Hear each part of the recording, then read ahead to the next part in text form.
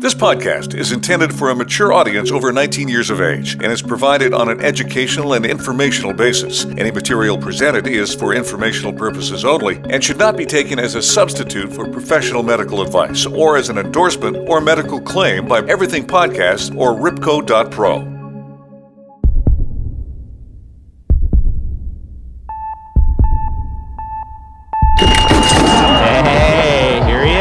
Ross Rebagliati. Ross is looking good right now. He's not holding back. Left to go. He's fighting it right now for all it's worth. It's carve or starve for Ross right now. He's in first place. Ross Rebagliati, Canada.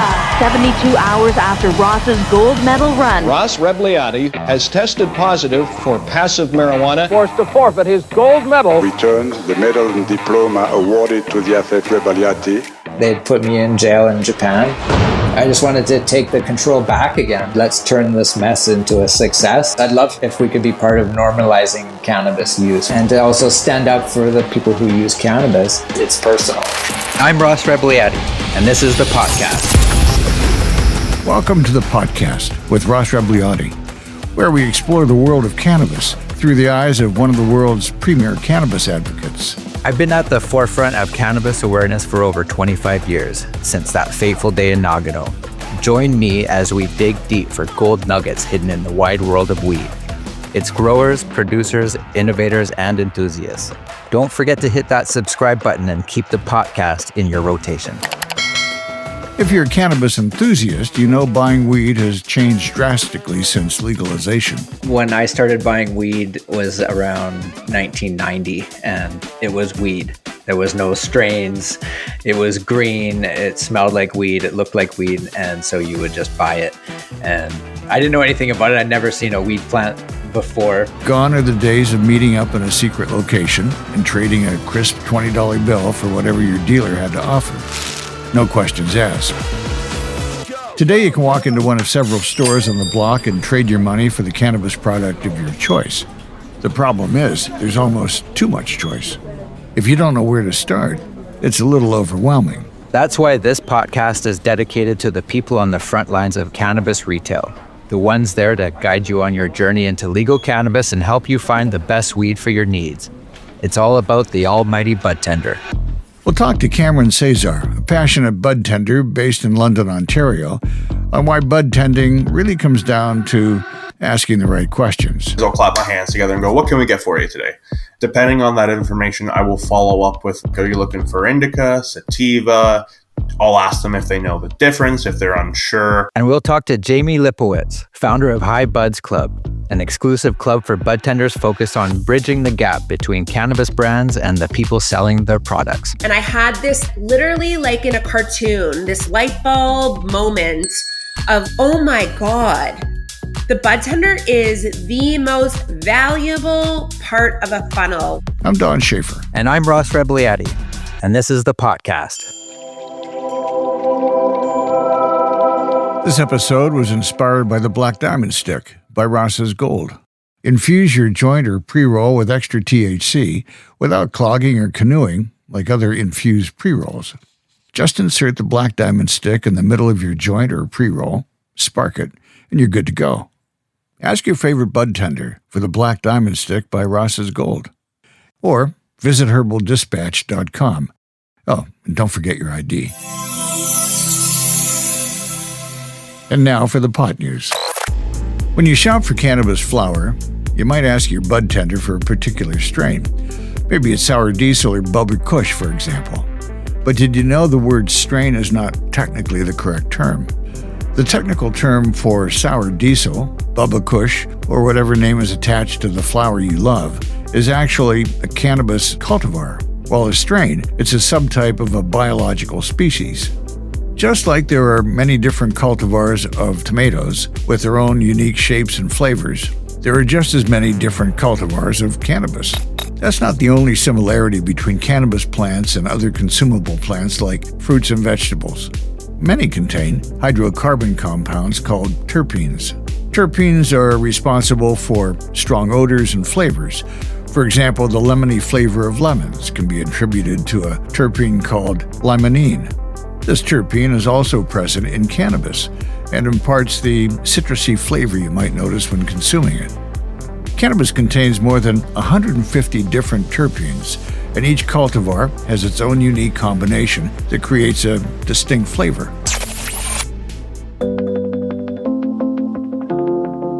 What exactly is a budtender? Merriam-Webster officially recognized the term in 2018, but its use goes way back to the 90s. It's a combination of two words, bud, referring to the psychoactive flower we all know and love, and bartender, and we don't have to explain that one. So a budtender is someone who serves you cannabis at the retail level. But not all budtenders are created equal. Good ones have deep product knowledge and passion for cannabis that really makes a difference in creating a great customer experience. My name is Cameron James Csaszar. I'm a budtender / key holder at High Cannabis in Mount Bridges. For Cameron, delivering great customer service comes down to asking the right questions, after seeing some ID, of course. We have a lot of customers that I would say are privy to cannabis and will use the right words, but if I haven't met them, they will come in and they wait behind the rope and I'll go, and if I determine that they are under 30, I have to ask for their ID and I will check it. And then, I'll typically ask questions along, what are you looking for today? And they might say a category specifically. They might say pre-rolls, they might say flower. I'll ask them if they're looking for infused products or non. A lot of the times, if the customer has a general idea, they'll give you all that information and you just have to put the puzzle together, right? Nice. I try to be very, very nice. I like to joke around with them. I like to keep it serious, but not overtly serious where it's this is a drug deal. You ask them a bunch of questions and you gauge their familiarity with cannabis and then go from there. If they're trying edibles, it's how much do you normally take? Do you cut them? But as they give you those preliminary questions, it starts to narrow your choices more and more. These kinds of questions really matter, especially when it comes to edibles, which often contain cannabinoids which have different effects than THC. One of the things that I like is this product made by Pearls. And I have no affiliation with Pearls at all whatsoever. This is just a personal preference, but I love their CBG pearls that they have. And I love the CBG, and I always love to hear what the budtender thinks of CBG also, because it seems to be one of those concentrates that you don't hear very much about. The minor cannabinoids are really fascinating to me. To preface, I believe in genuine cannabis and manufactured cannabis products. I think they fill niches in the market, but I think it's important that you're able to recognize them.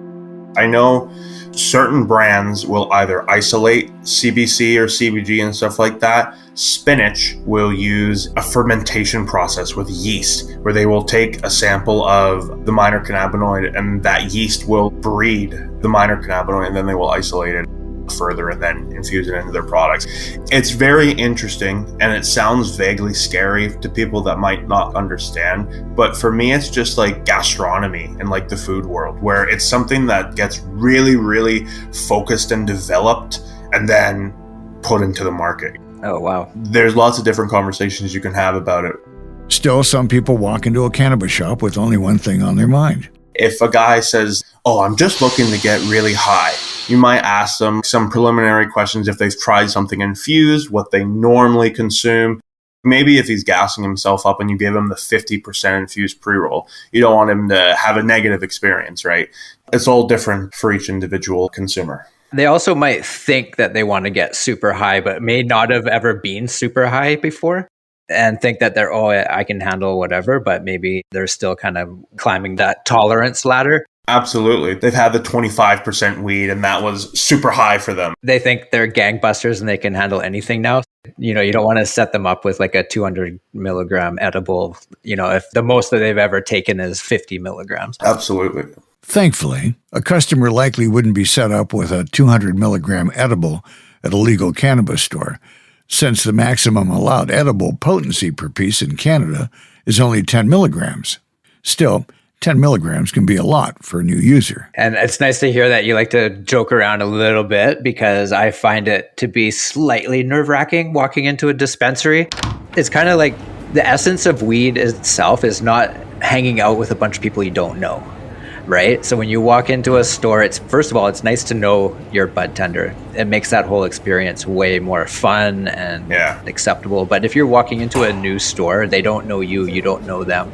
There's always that little bit of tension around the fact that you might be baked or you might not be and you wish you were or whatever. But yeah, no, it's nice to have that icebreaker. Totally. And like, I would say like I build customer relations very well with my job. There are lots of customers that specifically like interacting with me. They specifically ask for me. You're the man, Cameron. I appreciate that. Building those customer relations is, you're right, super, super important because it cuts down on the tension. I like to be left alone for like the first minute. I like to look around at the store and see what the store is like and then figure out or try to remember why I came in again and what I was looking for. But at some point, I'm going to want to interact. Yeah, you absolutely vibe check the customer. Absolutely. And the customer vibe checks the area. Totally. Totally a vibe check. Now that the vibes have been checked, let's take a trip backwards through the cannabis sales funnel before the customer makes their purchase. For me, as a guy with a weed brand, I wanted to know what's the best way for me to educate budtenders on the benefits of my product. How can I use my marketing dollars wisely? Hi Buds Club might be the answer. My name is Jaime Lipowitz. I am the founder of Hi Buds Club. Hi Buds Club is a community for budtenders. We work with cannabis brands to create marketing and advertising programs to connect to budtenders in order to win their mindshare at retail. We wanted to talk to Jaime because it's clear she knows a thing or two about marketing cannabis brands, and the story of how she got here is pretty wild. It's like sometimes I tell the story and I lived it and it doesn't seem like it's real, but it's real. I have wanted to be an entrepreneur as long as I can remember. In 2018, when it was clear that cannabis was going to be legalized, I was working in marketing and advertising, and I sold a program to Canopy Growth. And through that program, I was with Canopy in Montreal in May of 2018 at a conference, and I met Snoop Dogg's manager and business partner. Clearly impressed by Jaime's experience and entrepreneurial spirit, Snoop's manager offered her a job at Mary Jane, Snoop's cannabis-focused digital media platform. I started at Mary Jane the week of legalization. I got access to a lot of rooms. I got access to Canopy Growth thinking, global thinking of where the business was going and what was going to be important. I got access to Snoop's lawyers and the best teams to be able to decipher the Cannabis Act and play within the regulations. And when you're on Snoop's team, I've learned in weed, everybody wants to talk to you and everybody answers your phone calls. I was in California, I was in LA with the Canopy team, and we were taking them on a market tour, showing them what was coming to Canada and what retail could potentially look like. And I was in Venice Beach and I went to buy a vape pen in a dispensary. I've been bullish on all-in-one since the beginning, so it was an all-in-one. For any listeners out there who don't know, an all-in-one is a combination vape cartridge and battery. And they're all the rage right now, mainly for the convenience of not having to buy two separate pieces. I like the packaging. And the Budtender said to me when I picked it, I would actually recommend this one because the oil tastes better and the battery lasts longer. I never would have picked this, but I did because the Budtender told me to. And I had this literally like in a cartoon, this light bulb moment of, oh my God, the Budtender is the most valuable part of a funnel. And brands, the way I looked at it, brands were going to spend all of this money on the top of the funnel. They were going to try to win customers and get them to buy their product. They would drive them into retail, and all it took was the Budtender to say, don't buy this, buy that. The Budtender is the most powerful part of the funnel, and quite frankly, nothing above it exists. And with that, the Hi Buds Club was born. It's an online platform where budtenders and cannabis retailers gain access to product education opportunities, product sampling, and cannabis camaraderie. As of February 2024, Health Canada allows licensed producers to provide product samples to provincially licensed cannabis retailers and their employees. Sampling is super important for cannabis brands. If you think about it, it's a lot easier for a budtender to sell something when they've actually had a chance to try it. And if you're the one in charge of purchasing inventory for your store, it's less risky making those decisions when you know exactly what you're buying. But sampling can be very expensive, especially for smaller operations like mine. So having a solution like High Buds Club is really appealing because it combines targeted sampling with product education and measurement of ROI, return on investment. But High Buds Club is not just a place where brands have a chance to sample and educate budtenders. Membership has its benefits. So it was always really important to me that the benefit of High Buds Club not be free weed. And so I always think of the platform as a choose your own adventure. We give you access to a community of people and what I think of as a third space. And we give you the ability to learn, to share, and to grow in your career. That manifests through online education, as well as product experiences. But I have found it very important not to lead with, if you join the club, you get free weed, because the intention then isn't right. It really works if you have the belief of all ships rise with the tide. It's really about being able to grow the industry, have a voice, and share your experiences, because that's the only way we're all going to get better. The benefits of High Buds Club membership sound great for budtenders, but I had to know more about how a brand like mine could connect in a meaningful way with this community. So I asked Jaime to take us down the path from brand and product awareness down to a recommendation from the budtender. What a lot of people may not recognize is we have an owned platform that we call the HBC feed, where a lot of our programming lives and where the budtenders engage. I would say that the root and the heart of everything we do is grounded in our news feed and our group chats.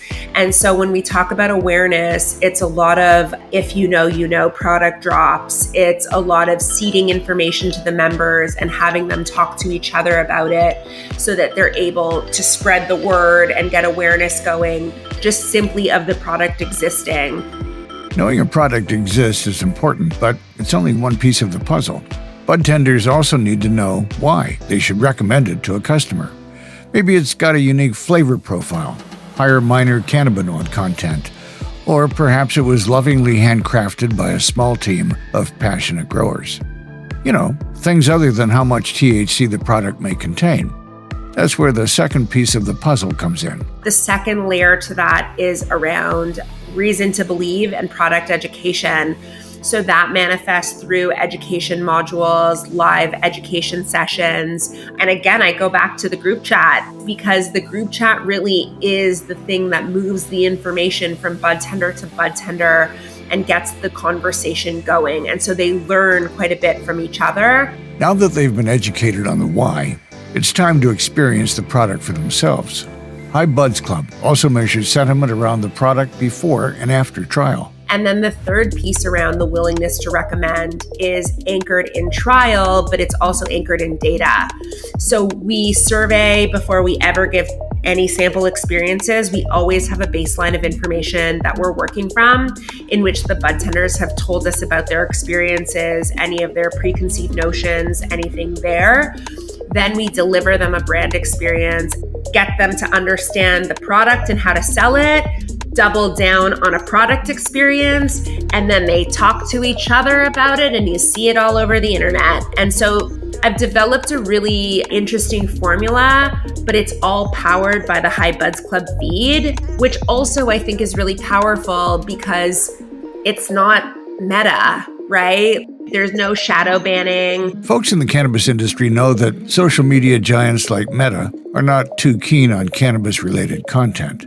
They allow it to a certain extent, but accounts are often deleted or shadow banned, meaning their content is effectively muted without warning for mentioning too many cannabis-related terms.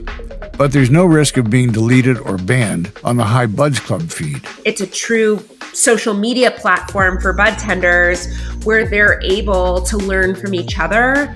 And that to me is the X factor. the chats and the learning from each other, I go back to what we stand for, like to learn, share, and grow together. That's a true, like win-win situation. It sounds like a must-have for a budtender to be part of the High Buds Club. It would seem to me like if I was a budtender that, you would want to know what the next cool thing is or who's dropping what, when, and where. Yeah, that sounds like something that I would definitely want to have in my back pocket. When it comes to brands making a strong impression on budtenders and consumers, storytelling also plays a big part in breaking through the sea of options. I think cannabis brands have to really figure out who they are. I don't think many of them know who they are or why they exist. And I think they think that their value is like cheapest weed for highest THC, or that's the sort of thing that matters. And the brands that are the ones that stand out and are able to, really communicate, understand who they are. They understand why they exist. They understand why their products are different and who they are for. And they're able to synthesize that down into bite-sized communications that are easily understood and able to be regurgitated by a budtender. I've always felt like a strong backstory is what makes a brand. And some have more of a story than others too. Like some brands come from a growing background or a legacy background in growing. Other brands are simply literally brands that are just purchasing cannabis and putting their name on it from other producers and getting it out there. But they also still might have a great backstory, like Tommy's Choice, for example. Tommy Chong's got a great backstory and he doesn't have time to grow weed in a facility. You may remember we spoke with the legend himself, Tommy Chong, on a previous episode of the podcast. Cannabis is my direct connection to God. And when you have that open mind, be careful what you ask for. And that's why my next evolution is going to be mind-blowing, because it's not just mine, it's the big guys, and he's got a lot of pull. So he buys cannabis from craft producers, and I do the same thing. And it's evolving as well. I think the brands are going to be like the main players moving forward. Yeah, I mean, we saw it at legalization, right? I remember these big LPs saying they were going to be the Coca-Cola of weed. And then I think they lost the plot and forgot that branding is about storytelling. And if you're just putting weed in a bag and it has like some nice colors and a logo and like a dangler at retail, like that's not a brand. A brand is supposed to make you feel something. And so the best brands do. And so I'm seeing a lot of LPs I've heard complain over and over and over again. There's no opportunities in this industry for marketing. I can't buy a billboard. I can't do this. But there's so many avenues if you think about it creatively and outside the box. There are so many ways to be able to deliver brand messaging and make a budtender feel something that has nothing to do with giving away a free product. Remember our friend Cameron, the budtender we chatted with earlier in this episode? Being a High Buds Club member has certainly made him feel something. It's like having a bunch of people at your back. It's like having a bunch of people that are happy to support you no matter what, and it's such a friendly community. All you have to do is be nice. It's given me a lot of opportunity with this job. Here I am now because of High Buds Club. A lot of education as well, because High Buds Club will host product knowledge sessions with different brands when they send out their flights, and being able to not only have like a conversation with a brand representative, but also have a product shipped to your door to try, and then have that knowledge to then sell the product if you have it in your store. Invaluable.